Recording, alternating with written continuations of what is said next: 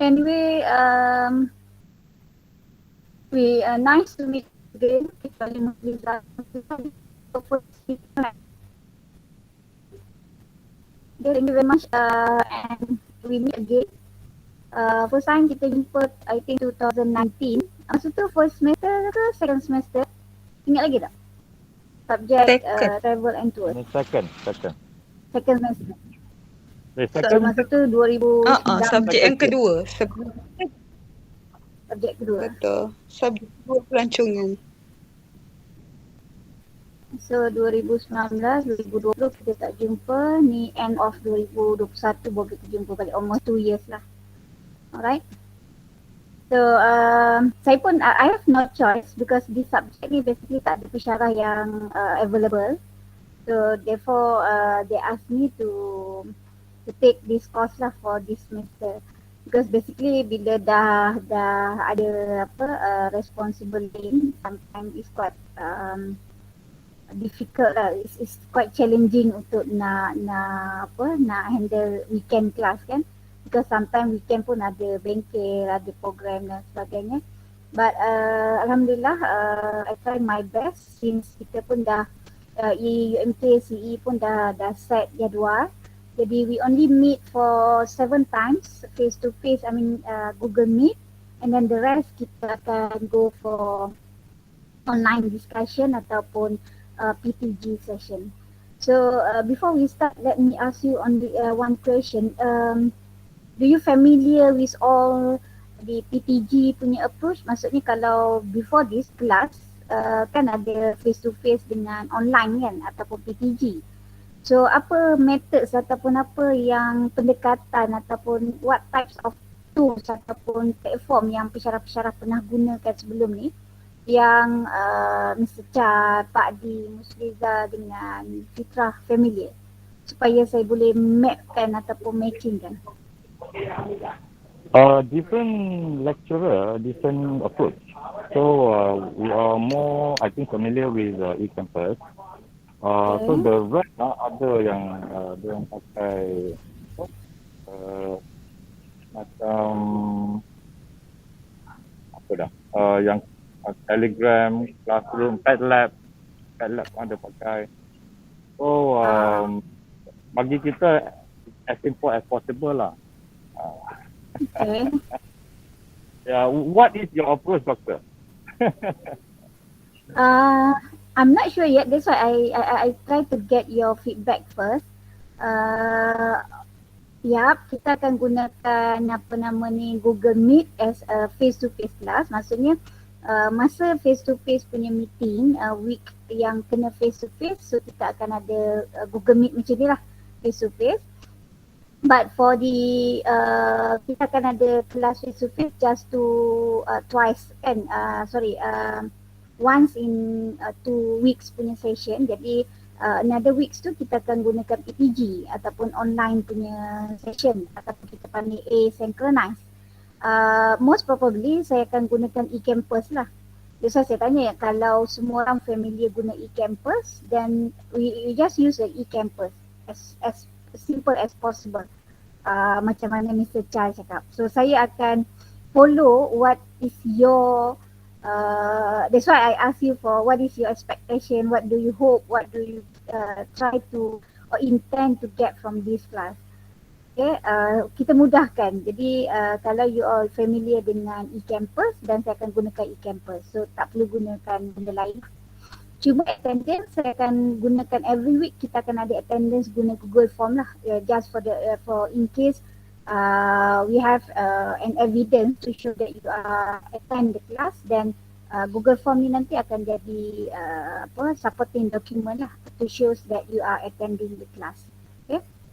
One more thing, sebagai bukti juga you are attending the class, kita akan ambil gambar. Ambil gambar dalam kelas ni. Jadi saya akan screenshot kelas kita, but at the end of the class lah, supaya dia akan capture kita punya kita punya attendance. Okay, so is it okay kita gunakan pendekatan macam tu? Pak Di okey? Tak dengar lagi suara Pak Di. Pak Di guna dua device?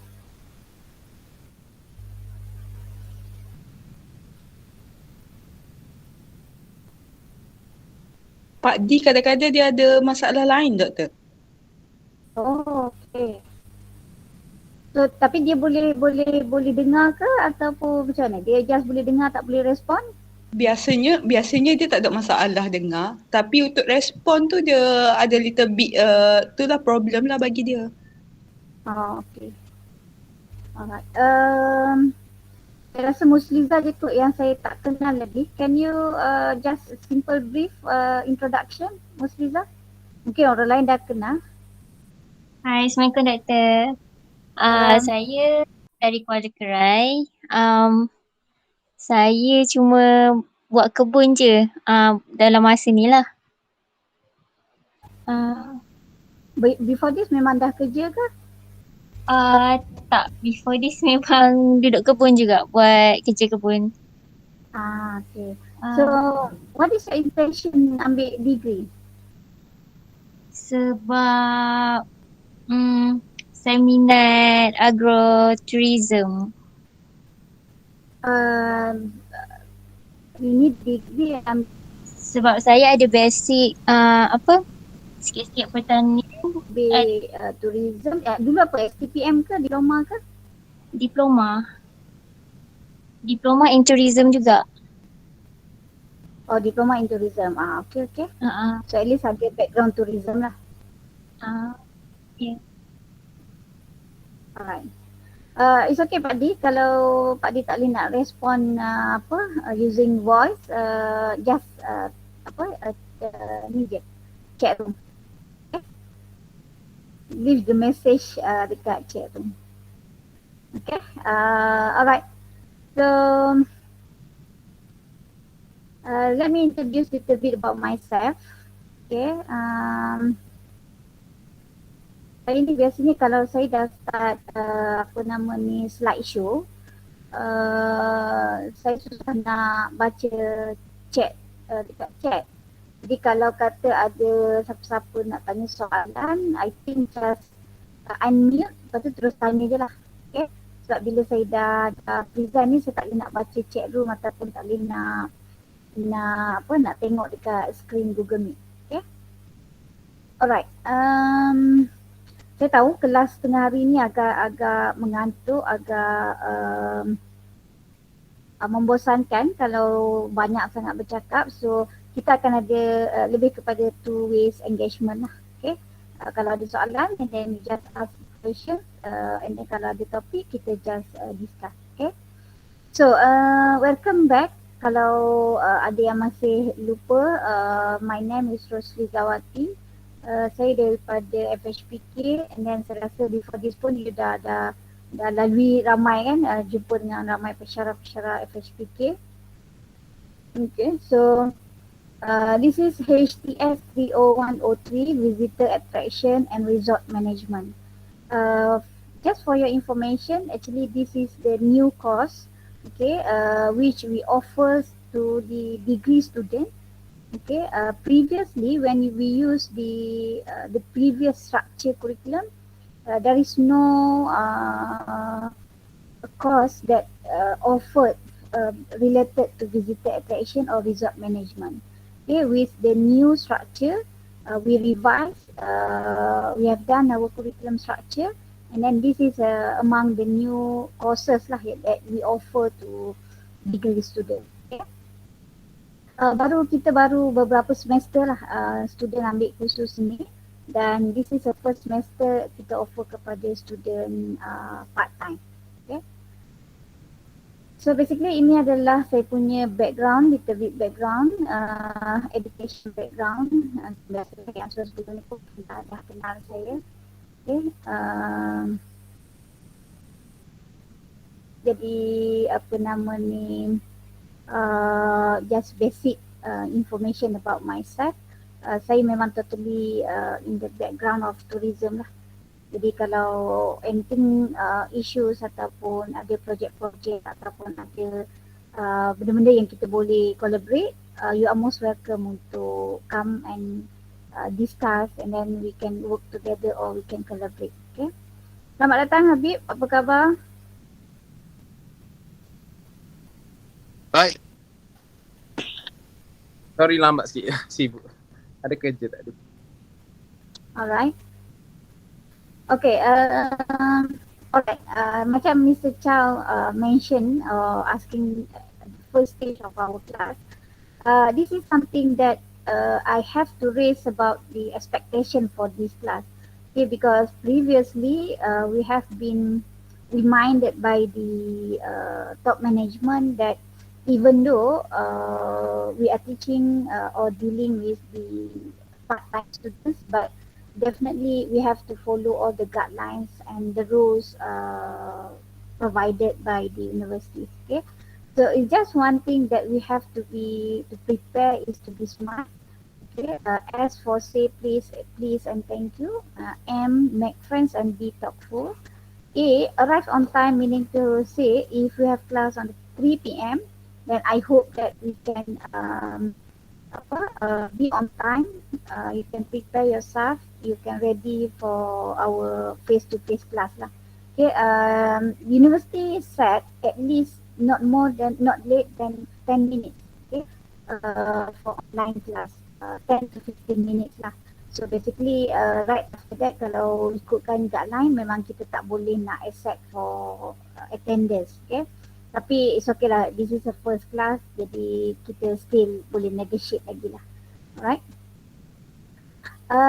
Yang ni saya tanya what is your expectation for this course dalam attendance. Habib, ni attendance can you scan? And then just fill up the information for attendance punya purposes.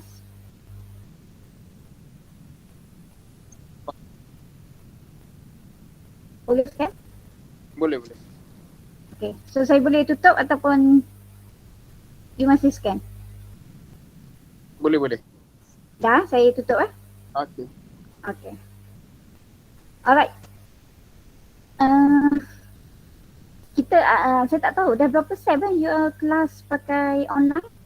3 sem ke 2 sem baru? 3 dah doktor. 3 sem. Ini sem ketiga. Betul. Okay. It's okay kalau you all nak buat kopi ke, nak apa panggil, ada junk food ke, snack ke during class, it's okay. Okay, you are most welcome.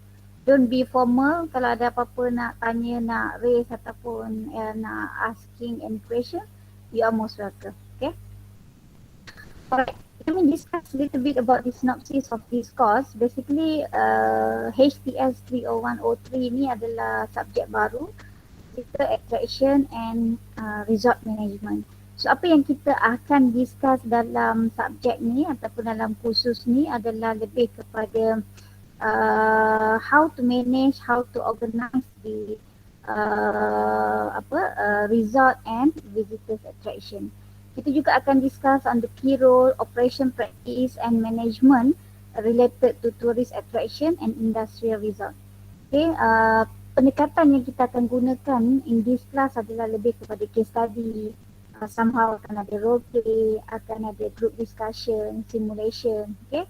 And we hope that at the end of this course, you will be able to identify, to differentiate, to manage the tourism attraction destination, and why we are looking for the best tourism potential product. Okay, so apa yang kita akan discuss in detail for this course, ada dua perkara penting. Yang pertama adalah visitor attraction. Okay, yang kedua adalah resort management. Okay, so ini adalah dua perkara penting lah. So saya rasa kalau macam Habib kita tak ada masalah lah sebab dia pun ada resort, ada chalet sendiri. Cuma maybe nanti later on you boleh discuss on how you manage your resort. Okay, how to get people to attract numbers of people dekat kita punya tourist attraction tu ataupun tourist destination. Okay, so ini adalah apa yang kita akan discuss lah 14 weeks for this semester. bawah subjek HDS 30103 Visitor Attraction and Resort Management. Okay. There are 3 learning outcomes that you will get at the end of this course. Yang pertama, kita akan discover the concept and the role of tourist attraction. Okay. Yang kedua, kita akan cuba untuk bincangkan the current and the future trends of the visitor attraction operation and management. Okay, kita juga akan discuss on the new management operation strategy. Okay, related to resort and visitor attraction. Okay, jadi ada 3 benda lah. Kalau dulu for the first time kita meet our meeting, our class 2019, we focus on how to develop package. Betul tak? Kalau pernah ingat macam mana kita nak develop package, macam mana kita nak buat domestic punya brochures dan sebagainya. Tapi untuk kali ni kita berjumpa lagi tapi in the different context lah. We will focus more on how to develop, how to differentiate and how to manage tourist visitor attraction as well as the resort management. Okay. Alright, sekejap lagi saya akan share syllabus ataupun teaching plan for this course. Okay, ini kalender. Saya rasa saya tak sure. Pagi tadi you all ada kelas ke? Pagi tadi ataupun semalam, petang malam? Ada doktor. Ada. Pagi tadi ada. Ada. So ini kalender dah familiar. Jadi kita akan ada kelas ini minggu yang pertama, kita akan ada face to face. Maksudnya kita akan ada Google Meet. Jadi nanti slide ni saya dah masukkan dalam e-learning, e-campus. Jadi nanti boleh dapatkan slide ataupun nota semua menggunakan e-campus lah. Okay, next our face-to-face class adalah at the end of this month. Okay, pada 29 hari bulan. Okay, for the next 2 weeks kita akan ada PTG saja online. Jadi hari Jumaat tu tak akan ada kelas, cuma kita akan ada PTG. Which is nanti saya akan bagi instruction lah apa dia task-task yang you all kena buat masa PTG punya session. Okay, and then last class before we have a study break adalah pada 18 hari bulan tu, 19 hari bulan kita akan jumpa balik untuk face to face punya meeting. Okay, jadi basically inilah 3 kelas yang kita akan jumpa secara face to face. And then another 3 class kita akan ada online punya session. Okay. So habis kuliah pada sesi yang pertama iaitu pada 6 minggu yang pertama sebelum kita cuti mid-sem. So basically kita akan cuti mid-sem pada 21 hari bulan 11 sehingga 27 hari bulan 11. Okay. Alright. Ini yang kita akan lagi pada for the first half of this semester, and then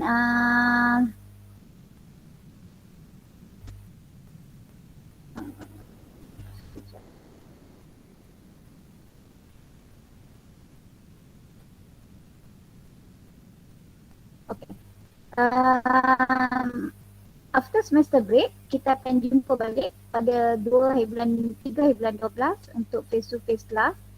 And then pada 17 hari bulan 12, 31 hari bulan 1. And then saya rasa macam salah. Ni dia spelling error ni. 15 hari bulan 1. Jadi kita akan jumpa pada 14 hari bulan 1. So kita akan ada 4 kali kuliah secara bersemuka. Okay, face to face menggunakan online. Minggu ke-7, minggu ke-9, minggu ke-11 dan minggu ke-13. Okay. So ini jadual yang kita akan yang telah pun disediakan oleh CEE. Jadi we just follow this jadual je lah. Setakat tu, is it okay? Semua okay? Berkenaan dengan jadual, berkenaan dengan sinopsis semua? Okey. Dalam semua ni ada dalam e-campus kan? Doktor? Ada. Nanti saya akan masukkan slide slide ni dalam e-campus. Okay. Alright. So this is the timeline untuk semester ni. So basically ini kita pada minggu pertama, macam tadi kita dah pun highlight beberapa minggu. Jadi pada minggu ke-7 ni kita akan cuti mid-sem, okay, semester break. Right after semester break pada minggu ke-9 kita akan ada individual submission assignment, and then pada minggu ke-13 kita akan ada group project submission. Okay, so ada dua task sajalah, dua assessment for this course. Jadi you all bolehlah arrange and then sebab setiap kursus tu dia akan ada timeline dia sendiri kan. So for this course saya dah sediakan timeline, jadi just follow this timeline lah. Okay. Right, as I mentioned just now, untuk kelas ni attendance kita adalah menggunakan Google Form. Jadi every week you all akan isi Google Form, and then saya akan translate ataupun saya akan convert Google Form punya attendance ni ke dalam Excel yang disediakan oleh CE lah. Jadi kalau ada isu berkenaan attendance, at least we have the evidence to show that you are attended the any class for face to face. Okay. Baik, untuk teaching content ataupun tutorial ataupun PTG kita akan gunakan e-campus. Di dalam e-campus ni saya dah pun masukkan sebahagian material yang this week. Jadi nanti anytime you are free bolehlah view e-campus and then get all the notes, information di dalam e-campus lah. Okay, so saya gunakan satu platform saja. Untuk PTG ke, untuk tutorial ke, untuk forum ke, kita akan gunakan e-campus. Okay, nanti apa-apa saya akan update dalam grup WhatsApp. Cuma untuk PTG ni saya tak sure semua orang memang betul-betul familiar ke kaedah PTG ni. Memang sebelum ni dia pakai kaedah PTG kan? Ke ada term-term lain yang digunakan? Sebelum ni memang PTG Doktor. PTG yang disediakan oleh pensyarah sebelum ni dia buat dalam bentuk apa? Dia sediakan video and then tutorial ke ataupun macam mana? Ada yang tutorial. Betul. Macam mana? Dia macam-macam Doktor. Tapi you all Tutorial familiar ada. mana-mana lah. Can lah, kita kalau bagi tahu kita buat. Tak bagi tahu kita tak tahulah. Jadi confused lah. Okay, actually biasa ada juga yang macam PTG ni dia bagi kita untuk buat masa untuk buat assignment ataupun study ataupun whatever lah online lah. Okay. Sebab maksud PTG tu adalah kelas yang 3 hours tu yang macam sekarang ni face to face ni digantikan secara asynchronous ataupun dia panggil tidak segerak lah. Which is bila berlakunya kelas yang PTG, macam contoh next week kita tak ada face to face, tapi you all kena fulfill dia punya syarat dia. Yang pertama, let's say lah saya bagi video tu 15 minit duration dia, 15 minit video, you all kena view video tu sampai 15 minit dalam satu waktu tu, dalam satu masa. And then right after dia capture, sistem capture kedudukan ataupun aktiviti yang you all buat tu, then go to the next step, which is akan ada exercise ataupun tutorial lah. Jadi bila you all buat assignment tu, tutorial ataupun exercise yang diberikan, and then submit to exercise tersebut, barulah sistem akan capture attendance student. Okay. Tu nanti saya akan pergi lebih detail lah. Sebab saya takut nanti ramai student yang argue, oh saya dah isi, saya dah hantar tapi tak capture attendance.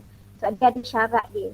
Jadi syarat dia pelajar mesti fulfill. Kalau video tu 10 ke 15 minit, so you kena tengok at one period of time video tu. Dia tak boleh macam tengoklah 5 minit kejap, lepas tu pergi makan nasi, pergi derak, pergi mana apa semua, lepas esok sambung balik. Dia tak boleh. Alright? Dia kena at one time tu kena habiskan video tu untuk dia nak capture attendance tu. Okay. So yang tu yang saya nak maklumkan lah. Saya takut nanti dia timbul isu ada yang attendance tak lengkap, tak cukup dan sebagainya lah. Okay. Sebab aim saya kalau boleh tak nak ada yang fail for this course. Jadi kalau ada yang ada masalah, if you have any issues ataupun any problems, memang terkejar-kejar ada apa-apa it's okay. Let me know and then we will discuss. We take into consideration all the commitment lah, pelajar-pelajar part-time. Cuma kita harapkan kerjasama lah. You just ask, inform. Okay, apa-apa masalah ataupun you need consideration ke apa-apa ke, just let me know. Okay. Alright, kita akan ada medium communication sama ada through email ataupun WhatsApp sajalah. Saya tak gunakan Telegram untuk kelas sebab saya tak nak gunakan banyak-banyak kaedah lah. Okay, memudahkan kalau ada apa-apa, you just text dalam WhatsApp group saja. Okay. Alright, untuk khusus ini kita akan ada 3 jenis assessment saja. Okay. Which is kita akan jadi 70-30 lah. 70 adalah continuous assessment, yang ni adalah continuous assessment dan yang ini adalah continuous assessment. Manakala 30% ni adalah final assessment. Okay. Jadi 30% untuk test ataupun exam, yang ini should be saya dah decide kita akan buat dia jadi open book exam. Okay. Jadi saya akan keluarkan soalan. Nanti kita akan bagi masa sehari. You all boleh jawab soalan tu dalam masa sehari, lepas tu submit dia. Okay. Itu consist of 30%. Yang ini lebih kepada teori ataupun knowledge lah. Apa yang kita belajar ni, you all akan convert kepada translate into test ataupun exam. Okay. So untuk 40% pula kita akan ada group project. Yang ini by group. Kita tengok berapa ramai, saya rasa ada 6 ke 7 orang. Jadi mungkin kita akan jadikan dia 3 kumpulan lah. Okay, tiga tak cukup lah, 3 kumpulan. 2 kumpulan lah, 3 dengan 4 ataupun 3 kumpulan 2, 2, 3 macam tu. Okay. And then 30% lagi adalah individual assignment. Okay. So ada apa-apa tak yang you all nak negotiate ke, nak deal ke dengan assessment? Rasa terlalu banyak ataupun rasa macam mana, nak tambah lagi ke? Is it okay? Okey doktor. Okay, untuk individual assignment, saya rasa sekejap lagi kita discuss, sama juga dengan group project. Cuma untuk group project ni saya nak tanya, which one do you prefer? Untuk 3 orang satu group, sebab kita ada 7 orang je sekarang ni. Kalau kita buat 2, 2, 3, 2 orang, 2 orang, 3 orang ataupun 3 orang, 4 orang, macam terlalu besar tak kalau 4 orang? 3-4. 3 dan 4. Sebab dia kan Tengok ramai-ramai lah. Dia kalau bawa umur satu baru free. itulah. Macam mana kita? Nak 2, 2, 3 atau 3, 4. Tapi 4 tu terlalu ramai lah. Saya takut nanti akan ada sleeping partner ke. 3,5. Ada satu tu boleh pergi kiri kanan. 3, lepas tu setengah. Ini saya takut ada lagi ke yang akan drop subjek ni. Yang ada hari ni macam Musliza confirm tak drop. Fitrah confirm tak drop kan. Mr. Chow takkan drop. Pak Di takkan drop lah kan. Saya rasa hopefully Pak Di tak drop. Okay, 4. Habib? Yang strong ni. Habis strong punya. Okay, Habib confirm and then another one tu Wandi dengan Jalal tu macam mana? Setakat ni tak drop. Dia very strong. Strong Very attendance. strong. So kalau dia strong, okey lah saya nak kita boleh decide terus nak kumpulan macam mana, sebab kalau nak 2, 2, 3 then you just form group je lah untuk 40% assignment project. Boleh lah. Terus 2, 2, 3 lah. 2, 2, 3. Okay, so lepas ni ataupun dekat chat room tu you all tulis siapa nak dengan siapa. Maksudnya pilih sesiap 2 orang, 2 orang atau 3 orang. Ada 3 kumpulan lah. So maksudnya kalau siapa yang tak datang hari ni, assuming that yang tak datang tu akan jadi satu group je lah. Ataupun you all nak Liza. combine ke. Biasalah Pak Su dengan Liza. Okey Pak Su. Tulis dekat chat room tu, kumpulan 1 nama siapa, kumpulan 2 nama siapa, kumpulan 3 nama siapa. Nanti saya akan translate dalam convert dalam Excel untuk buat rubrik punya assessment. Okey, untuk assignment ni Chat mana doktor? Chat dalam chat Google dalam Meet ni. Google Meet ni. Dalam Google Meet. Padi okey tak? Group 1 Charles and Liza. Okay. I think Padi dengan Fitra lah kan? Ke macam mana Padi? Padi? Nanti kita mikir dulu Mr. Charles. Kena mikir lagi. Okay. Tak apa. Take your time. Alright. Padi tu setuju dah tu. Fitra kena mikir lagi macam nak nun. Okay, so untuk group project ni saya bagi brief dulu assignment dia.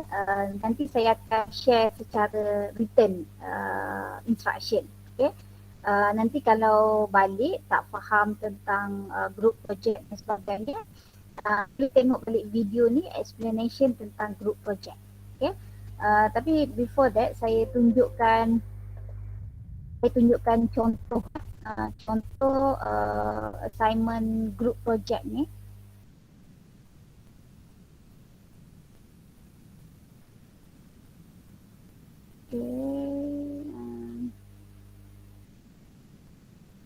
Okay, sebelum tu saya nak tanya, which one do you prefer? Assignment ni, outcome dia tu ataupun hasil dia tu you all nak buat secara in written ataupun you all boleh buat dalam bentuk blog, penulisan blog. Penulisan blog ni dia punya outcome dia ni akan jadi macam ni.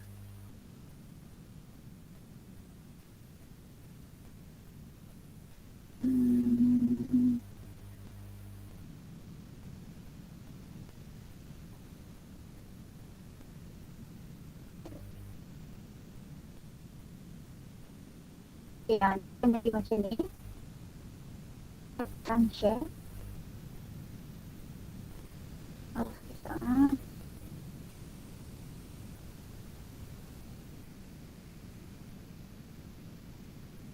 Okay, maksudnya tak perlu tulis, tak perlu hantar by written macam dalam Microsoft Word, tapi you all just buat ataupun design dalam bentuk blog.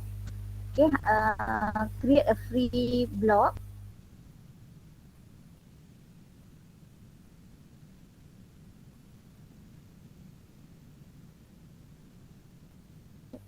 Okay.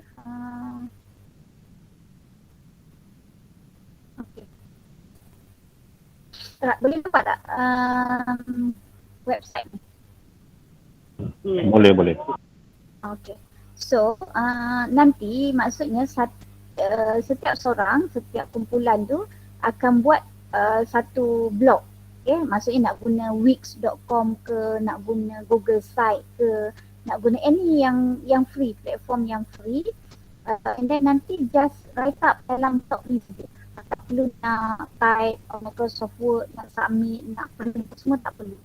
Okay, just submit dalam nama apa ni, dalam blog macam ni. Tapi apa yang you all kena isi, okay, contoh saya bagi contoh macam Secar dengan Musliza satu group. Okay, so Secar dengan Musliza akan pilih satu platform, satu tools yang nak dibuat, nak digunakan. Okay, paling mudah pada saya guna wix.com lah, sebab wix.com ni dia platform yang free dan dia akan dia punya space dan sebagainya.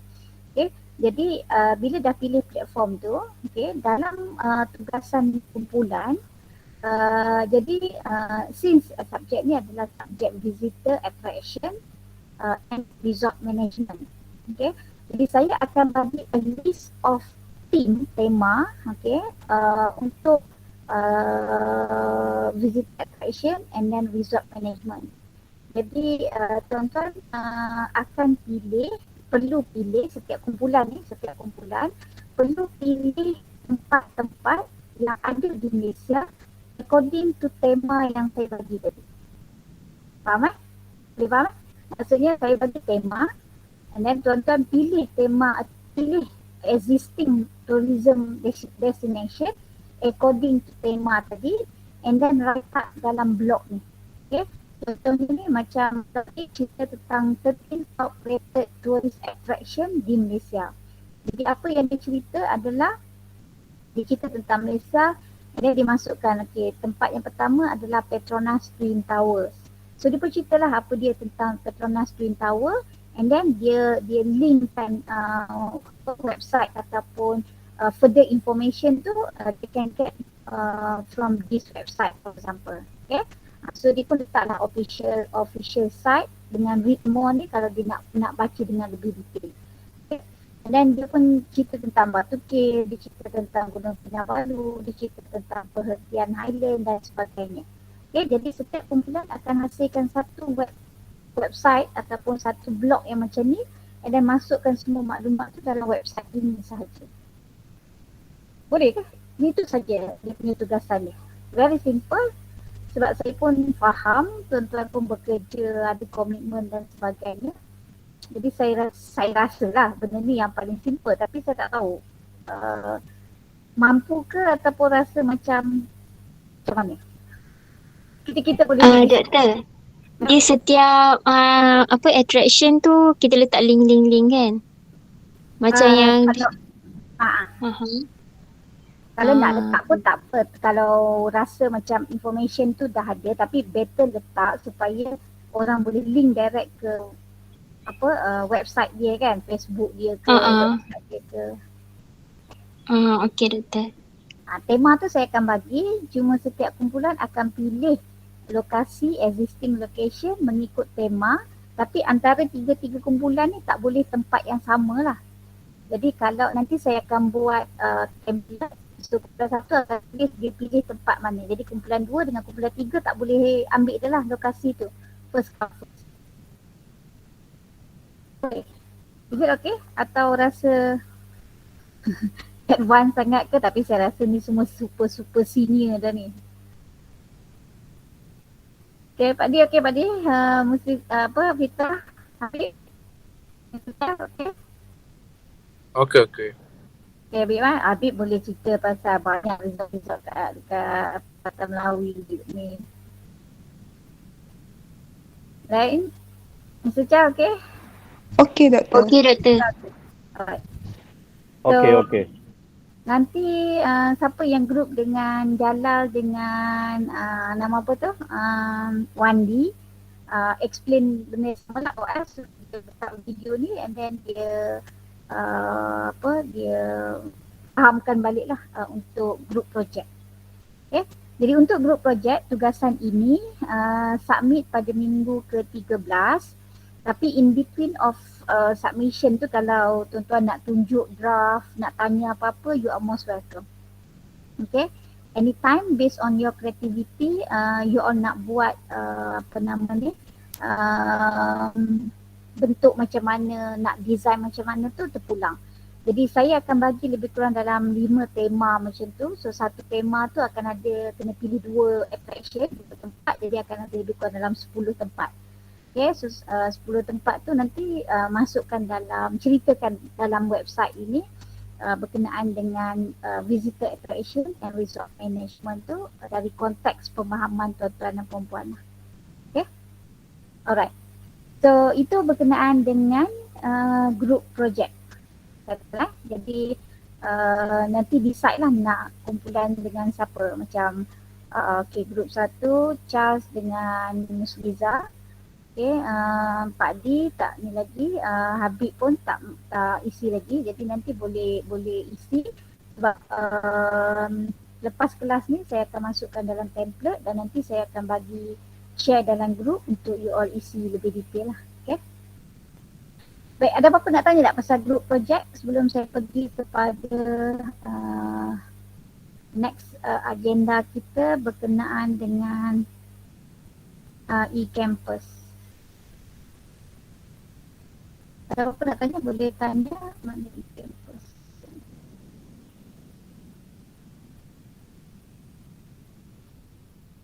Okey, untuk e-campus pula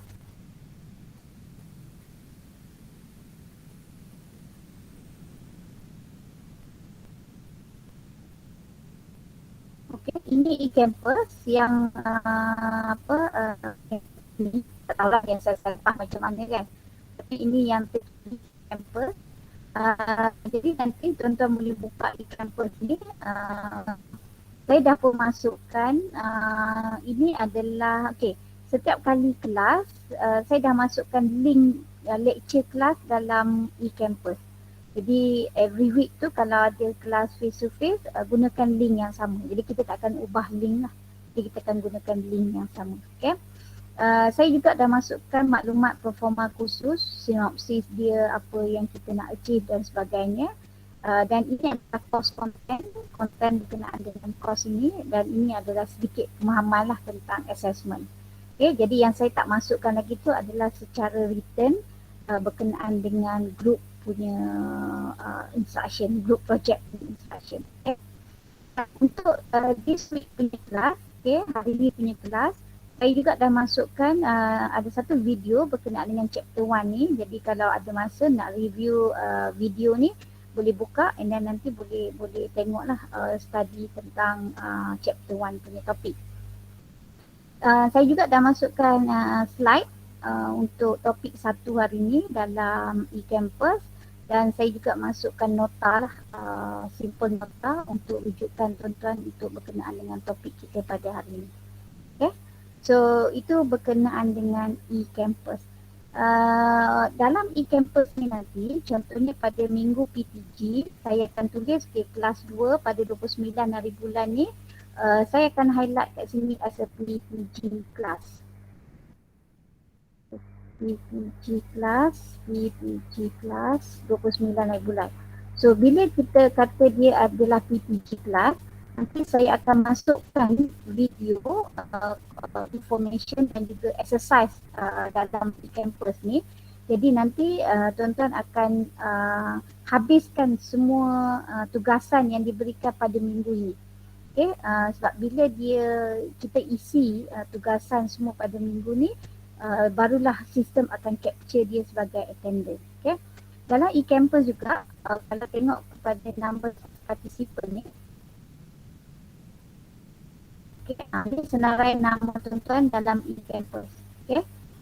Jadi e-campus ni dia dah boleh highlight siapa yang tak pernah akses. Contoh macam sekarang Jalaluddin tak pernah akses, Puan D tak pernah akses, Musliza tak pernah akses.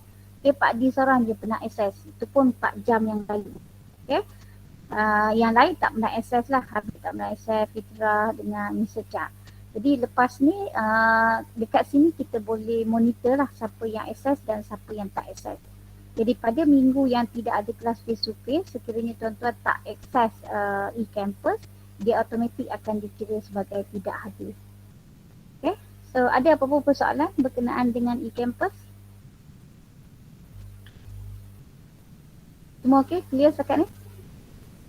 Okey doktor.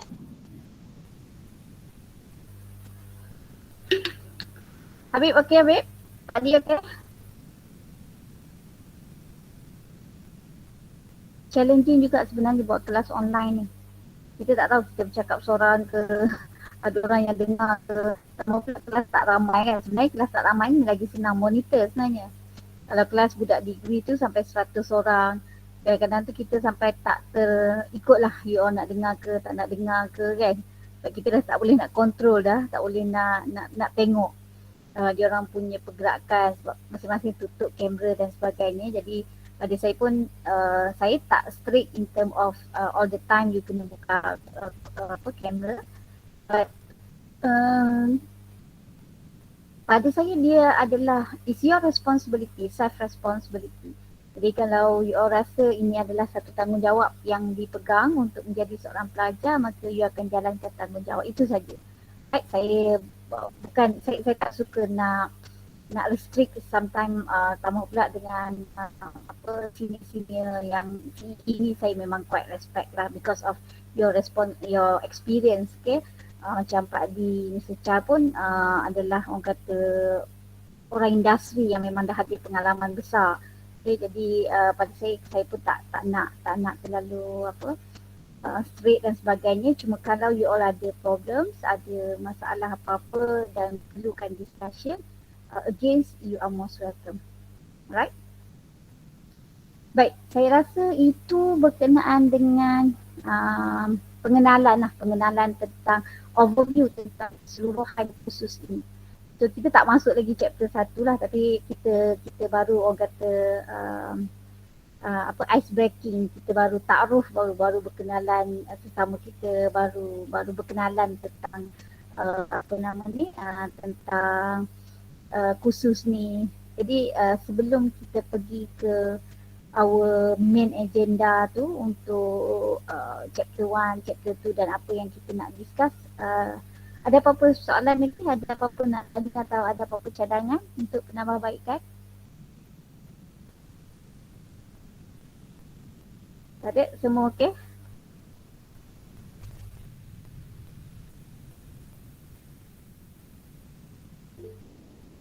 Alright. Okay, so kalau tak ada apa-apa,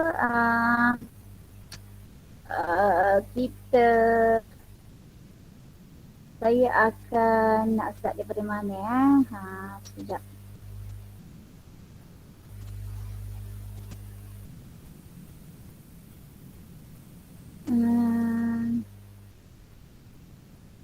Apa maksud tadi? Tolong cek balik hari kelas dalam jadual tadi. Hari kelas dalam jadual. Maksudnya jadual kelas ke?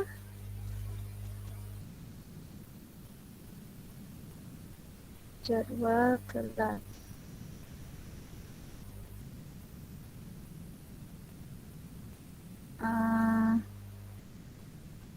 Oh, yang tadi tu dia buat kami Jumaat Sabtu, tapi dalam jadual ni dia just mention hari Khamis dan hari Sabtu, tapi kelas yang hari Jumaat dia akan bergerak sebagai hari Jumaat lah.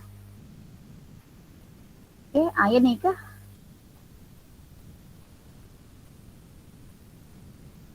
Okay, so you all akan ada kelas hari Khamis, Jumaat dan Sabtu. Jadi ini tarikh lah antara hari Khamis hingga Sabtu, kelas adalah face to face.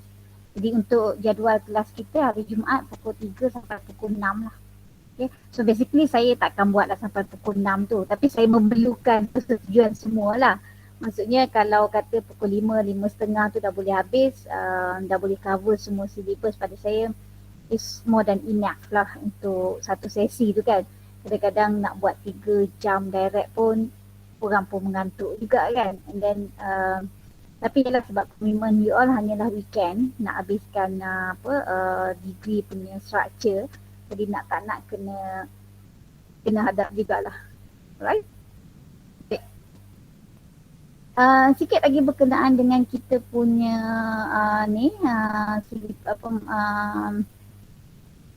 course structure ni.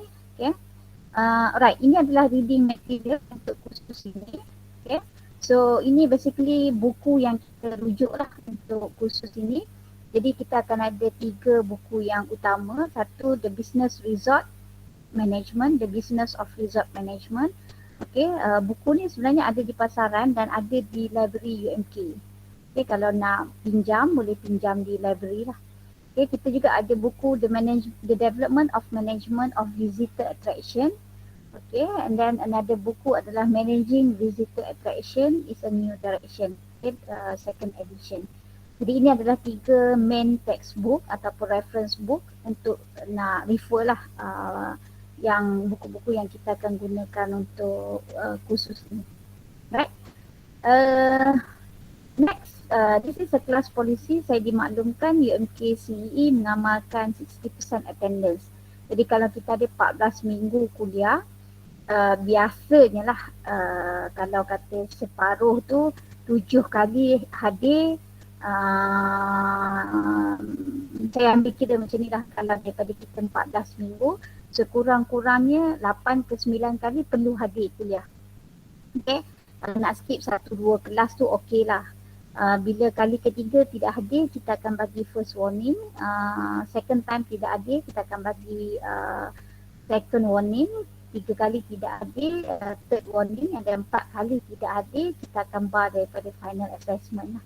Okay. Jadi itu prosedur ataupun polisi yang memang dah dijelaskan. Kita juga mengamalkan 10-15 minit sajalah, saya bagi discount sikit lah, 15 minit. Okay, online maksudnya boleh hadir lambat lepas pada 15 minit tu, we won't consider as attendance lah. Okay, kita juga mengamalkan 100% academic integrity, and then kita letakkan sebagai class is your priority. Okay, so itu sahaja berkenaan dengan kursus ni. Jadi sebelum kita pergi ke our main topic tu tadi, saya rasa ini adalah something word yang saya selalu beritahu pada pelajar-pelajar baik degree level full time ataupun even part time. Percayalah dengan pengalaman tuan-tuan, kita akan sama-sama belajar. Saya belajar daripada tuan-tuan dan saya akan share apa yang saya tahu, dan kita akan combine this knowledge ni supaya tuan-tuan akan berjaya di masa depan, dan saya juga akan boleh gunakan pengalaman tuan-tuan untuk saya juga nak improve saya punya kerjaya. Okay? So itu saja berkenaan dengan this course. Saya harap semua orang boleh faham dan jelas tentang apa yang akan dibincangkan dan apa yang kita akan belajar sama-sama dalam kursus ni lah. Okay? Alright. So kalau tak ada apa-apa ni, saya akan pergi ke next topik kita. Mungkin kita take 5 dulu sekejap, 5 minit ke, boleh? Mungkin ada yang nak buat kopi ke, nak buat apa, nak buat teh ke. You are most welcome. Pukul 4 suku, 4.16 macam tu kita start balik untuk chapter 1. Is it okay?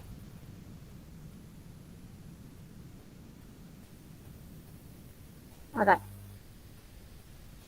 Kita jumpa dalam 3 ke 5 minit daripada sekarang.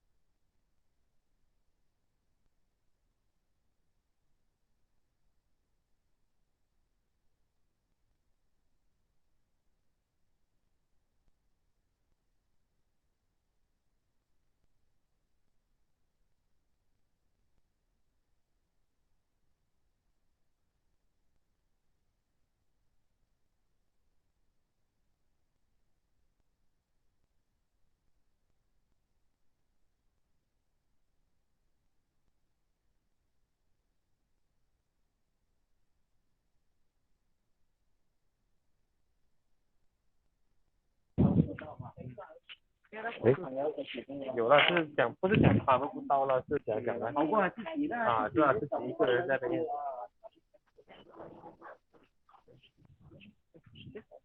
Let's go.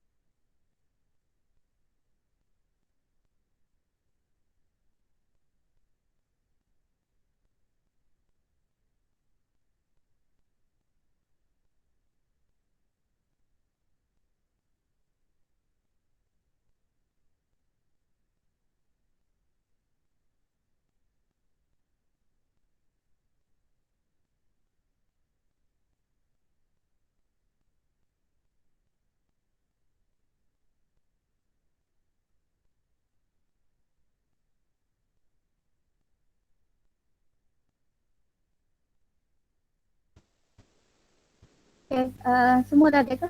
Atau ada yang need a break lagi?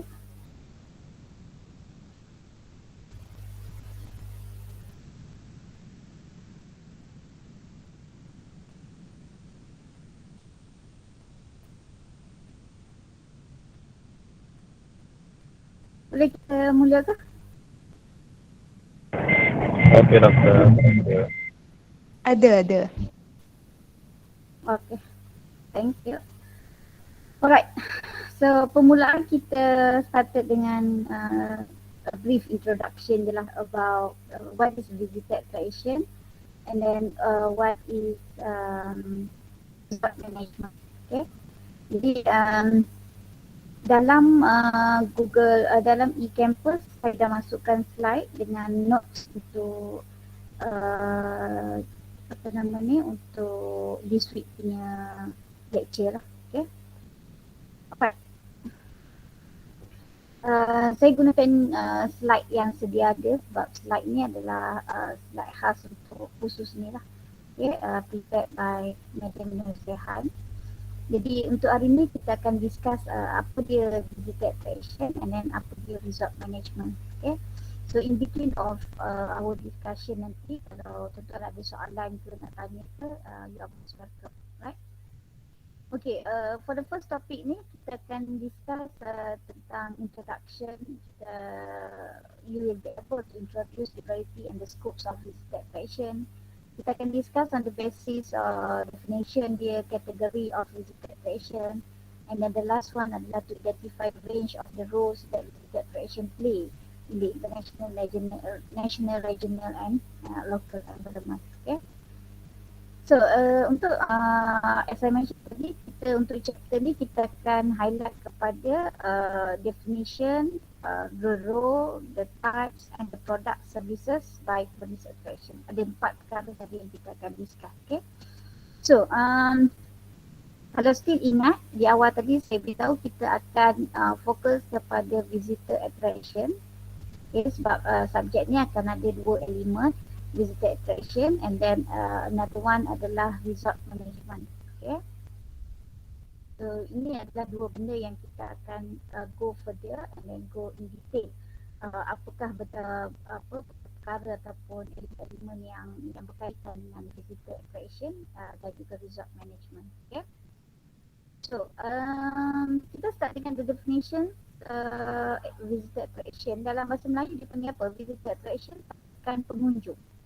Okay, tarikan pengunjung.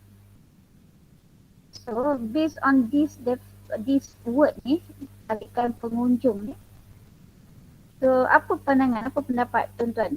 Macam mana dalam pemahaman sendiri, apa yang kita boleh bahaskan, apa yang kita boleh bincangkan tentang definisi visitor attraction dari pandangan kita lah, pandangan peribadi masing-masing. Boleh share apa maksud visitor attraction? Sebab yang ada ni adalah maksud daripada apa Beaton punya definition. So kalau tuan-tuan ada definition yang mudah difahami lah, sebab ini mungkin terlalu complicated lah. Ada siapa nak share?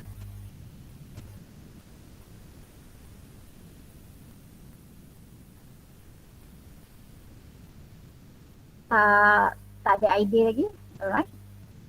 So based on the definitions, based on the theory and then based on the academic purposes, visitor attraction ni kita define dia sebagai permanently established execution destination. Maksudnya suatu sumber, suatu produk yang purposely been developed, purposely maksudnya bertujuan untuk dibangunkan dengan tujuan untuk menarik orang datang. Okay. Maksudnya dekat tempat tu tak ada apa-apa, tapi dia develop sesuatu di tempat itu untuk dia nak tarik orang datang ke tempat tu. Itu kita panggil as a visitor attraction. Okay. Sometimes dia akan ada 2 keadaan di mana ada satu kawasan tu, macam contoh kawasan kampung kita kata dekat Kota Baru ke, dekat mana, dekat Pasir Putih ke, memang ada sumber-sumber jadi. Contohnya macam ada air terjun. Okay, so kawasan tu ada air terjun. So sebahagian ini adalah kawasan air terjun. Jadi apa yang dia buat adalah in order untuk orang datang ke air terjun ni, maka dia kena develop sesuatu, dia kena fokus ataupun dia kena cari sesuatu untuk diwujudkan, untuk dibangunkan supaya orang datang ke tempat ini, sebab ditambah dengan sumber-sumber jadi air terjun tadi. Tapi ada satu keadaan di mana tempat tu kosong, maksudnya tempat tu sekadar biasa, it's a common places, it's a common destination, tapi entrepreneur ataupun developers ni dia nampak sesuatu untuk dibangunkan di kawasan itu. Maka daripada tempat yang kosong ini, dia pun develop lah beberapa bahagian ini untuk dibangunkan sebagai produk tarikan pengunjung. Okay? Itu maksud visitor attraction. Sebab tu dia kata with the purpose to allow access for entertainment, interest, education, rather than being primarily a limited outlet of venue for sporting. Maksudnya daripada tempat tu tidak ada apa-apa ataupun tempat itu bukanlah untuk tarikan orang datang, maka dia dijadikan ataupun dia dibangunkan sesuatu untuk memberi kesan, memberi value kepada tempat tu. Okay? So itu yang dimaksudkan sebagai visitor attraction. It must be open to the public, yes. Dia mesti, macam saya cakap tadi lah, dia mesti dibuka kepada orang awam tanpa perlu prior booking, okay, tempat tempahan for published periods each year and should be capable to attracting day visitors or tourists as well as local residents. Okay, maksud apa-apa pun dia adalah bertujuan untuk menarik orang datang dari segenap pelosok dengan setiap produk-produk ataupun dengan fasiliti ataupun services yang ditawarkan kepada pengunjung. Okay? So itu maksud visitor attraction. Okay, apa peranan tourist attraction ni? Okay, kenapa orang wujudkan tempat untuk menarik pengunjung datang ni? Sebab yang pertama, kalau kita tengok role dia adalah to serve as a motivator to make people want to take a trip in the first place. Okay, maksudnya dia nak, macam kita kata push and pull factor. Jadi sekarang ni dia akan cari pull factor. Bagaimana faktor yang boleh menarik orang untuk datang. Contohnya kat Tanah Merah tak ada apa, tapi dengan adanya sesuatu di bandar Tanah Merah, for example, it will attract numbers of visitors untuk melawat Tanah Merah and therefore it will create an economic impact to that particular places. Okay, dia akan mewujudkan satu ekonomi punya kesan ekonomi di mana local people akan dapat impact, boleh berniaga, ada produk boleh jual, ada business boleh run dan sebagainya. Okay? Sebab itulah dia sekarang ni kalau tuan-tuan perasan, selepas saja rentas negeri hari tu, last week diumumkan boleh rentas negeri, kita akan tengok dalam Facebook dah start ada tempat-tempat yang viral. Betul tak? Ada tempat tu, ada tempat ni. Even the small things pun orang akan start viral in order to attract the numbers of tourists untuk datang ke tempat tersebut. Okay? Jadi itu yang menyebabkan orang kenapa peranan dia adalah sebab kita nak tarik orang datang. Dalam kegairahan kita, penduduk Malaysia, penduduk Australia, almost all over the world, kita sekarang looking for leisure, recreation activity, tourism activity. Jadi masa inilah kesempatan yang diambil oleh tourism player untuk nak improvise dia orang punya produk dan services in order untuk attract the numbers of tourists. Okay? They are often used as a key product in the marketing activities. So kalau kita tengok pun sekarang dekat mana-mana brochures ataupun in fact kita as a tourism operators pun kita kena gunakan satu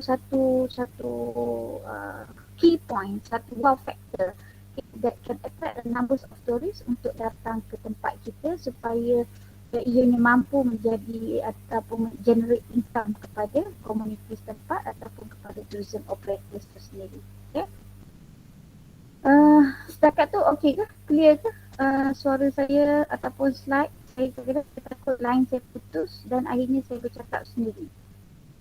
Okey doktor, boleh dengar. Alright. Sebab saya takut kadang-kadang tu line putus dan saya bercakap seorang sampai sebab saya tak baca mesej. Jadi kadang-kadang tu please interrupt ataupun say something ke supaya saya tahu saya masih di dalam online. Okay, alright. Another role of tourist attraction adalah kita nak kepada return to destination for leisure, kita nak elusive the repeat visitors. Maksudnya kita nak tarik repeated visitors. Maksudnya dia datang kali pertama, dia akan datang lagi kali kedua sebab ia memberikan satu pengalaman yang baru kepada pelancong itu sendiri. Ataupun kita panggil repeated visitors ni adalah dia mungkin dia datang pada satu-satu masa, tempoh masa yang pendek, ataupun mungkin dia akan datang dalam tempoh masa yang panjang dan sebagainya. Okay, as long as it's repeated visitors, itu yang kita nakkan. Okay, visitors attraction also play a crucial roles in the revitalization of an area of the destination.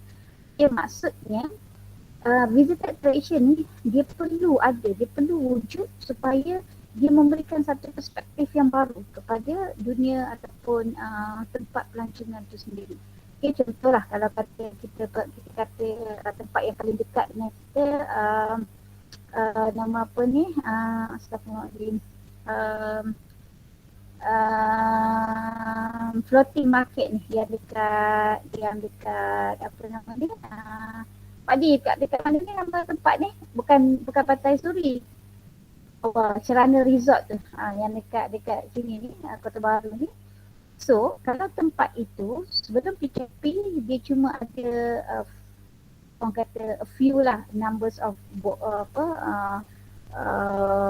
boat kan ataupun sampan yang floating punya market tu. Tapi right after PKP for example, the numbers of providers tu akan meningkat. Design tempat tu akan berubah, banyak aktiviti ditambah dan sebagainya. Okay, so itu juga memainkan peranan kenapa tourism operators ni perlu berfikir sesuatu produk yang boleh dijadikan sebagai tourism attraction. Okay, so kalau kita tengok dekat negara lain pun dia akan develop banyak benda-benda yang out of our mind. In fact, sometimes benda tu maybe in the next 5 years tapi diorang dah boleh fikir dan diorang dah boleh develop benda tu pada tahun 2021 for example. Okay, so itu antara peranan tarikan pelancong tu sendiri. Okay, some tourist attraction are predominantly to provide entertainment. Okay, contohnya macam theme park, zoo. In fact, they provide entertainment to other aspects such as education. Maksudnya kawasan ni dia ada penempatan agrotourism, ada produk natural semula jadi, ada yang dia build up man-made building. Jadi dia bangunkan keseluruhan kawasan ini menjadi satu kawasan tourism attraction. Okay, so dalam kawasan ini akan dipanggil lah sebagai edutourism, contohnya agrotourism, nature tourism, ecotourism dan sebagainya. Okay, dia juga adalah peranan untuk menarik local community untuk involve dalam pembangunan tourism itu sendiri. Di Kelantan for example, kita banyak tempat-tempat ataupun sumber natural resources yang ada, however it not been fully utilised by the local community. Okay, contoh saya boleh share sikit pengalaman saya handle projek di Jeli. Basically Jeli they have more than 20 tourist attraction. I mean the natural resources dekat kawasan Jeli. However, it is not fully utilised by the local community. Maksudnya apa yang ada hanya certain people saja yang take advantage, and then the rest hanya duduk orang kata goyang kaki, tak tahu nak buat apa. In fact tak fikir nak jadikan that natural resources itu sebagai sumber pendapatan yang boleh menarik orang datang. Kalau kita tengok Bukit Salor tu, daripada tak ada apa-apa, hanya kawasan ladang sawit macam tu je, tapi bila viral ataupun it's nothing basically Bukit Salor, tapi dibuat sesuatu sehingga viral dan akhirnya sekarang every week. Okay, it has been an tourist attraction pula dekat situ, visitor attraction dah kat situ.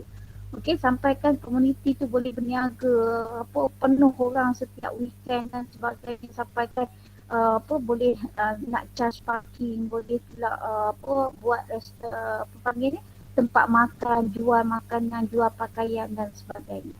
Okey.